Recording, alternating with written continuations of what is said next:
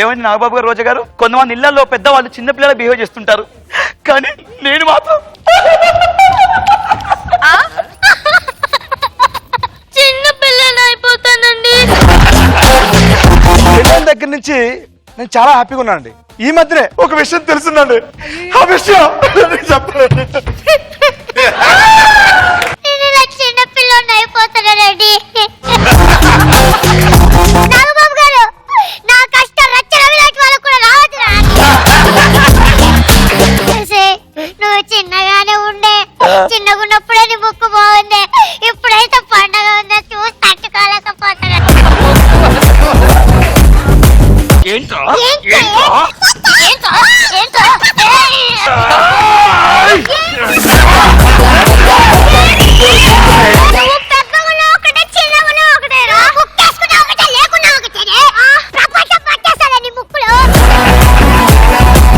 క్షమించు, పర్వాలేదు, తప్పు నాదే కాదు, తప్పు నాదే. సరే తప్పు నేను, ఓకే.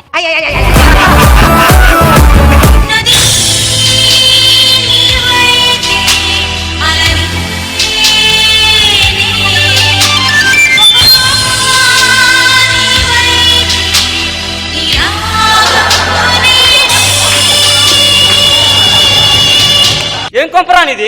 దోచుకుందామని వస్తే చిల్లు గవ్వ కూడా లేదండిరా. ఒంటి మీద బట్టలు తప్ప ఒట్లో కూడా శక్తి లేనంత పేదవాళ్ళ. మా ఇంటి ముందు కూయడానికి కోడి కూడా లేని కటిక పేదరికం బాబు మాది. ఎవరైనా బయటవాడు మా ఇంటికి వస్తే ఫ్యామిలీ అందరూ కలిసి వాడికి చిత్తడి. అంటే నన్ను కొడతారు ఇప్పుడు మీరు? మామూలుగా కొట్టం బాబు, మేము కొడితే నువ్వు మెడికల్ టెస్టులు చేయించుకోవడానికి నీ ఆస్తులు కూడా సరి.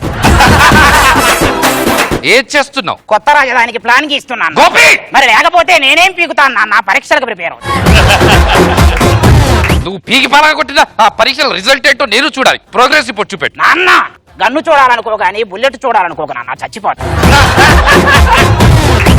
దాపరికం లేని మనిషి అంటే ఎవరు నాన్న? రచ్చరవి. దేనికి నాన్న? వాడికి స్కిట్ బాగుందన్నా బాగలేదన్నా సంతోషపడుతుంటాడు. అందుకే పిల్లలు పుట్టకపోతే పిల్లలు పుట్టించడానికి పక్కింట్లో నుంచి ఒక ఐడియా తీసుకోవచ్చు కదా అన్నాను. an idea can change your life అన్నారు కదా.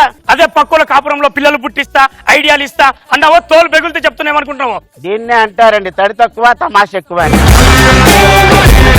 గంగరాజు, గంగరాజు, అమ్మా, ఒరే గంగరాజు, అమ్మా. రేయ్ అయ్యా, ఎవరు పిలిస్తే వచ్చారా? తమరు పిలిస్తేనే వచ్చానయ్యా. రేయ్ నిజంగా ఎవరు పిలుస్తొచ్చు? తమరు పిలిస్తేనే వచ్చానయ్యా. నీ గుండెల మీద ఒట్టేసుకొని చెప్పు, ఎవరు పిలిస్తే వచ్చావు? తమరి మీద సార్, నేను జనాభా లెక్కలు రాశాను సార్. ఇంట్లో ఎంతమంది ఉన్నారు చెప్తే పేర్లు రాసుకుంటాను. ఒక మనిషి 3 జంతువులు ఉంటాయి. తాతయ్య నన్ను ఆశీర్వాద. ఏం నాతేం మాట్లాడలేదా? వాడు అంత దూరం నుంచి వచ్చినాడు, చిన్నోడు ఏదో ఒకటి మాట్లాడొచ్చు కదా. వాడు వస్తాడని నేను 25 సంవత్సరాల నుంచి వెయిట్ చేస్తుంటే నేను మాట్లాడతానేమోనని 2 minutes కూడా వెయిట్ చేయలేడా వాడు? అవును, ఇంత గొప్ప డైలాగ్ బాగా చెప్పావు, ఎడ చూసి చెప్పచ్చు కదా, ఎందుకు నీకు అంత పట్టింపు? పట్టింపనరాని దీన్ని మెడ పట్టేయడం అంటారు.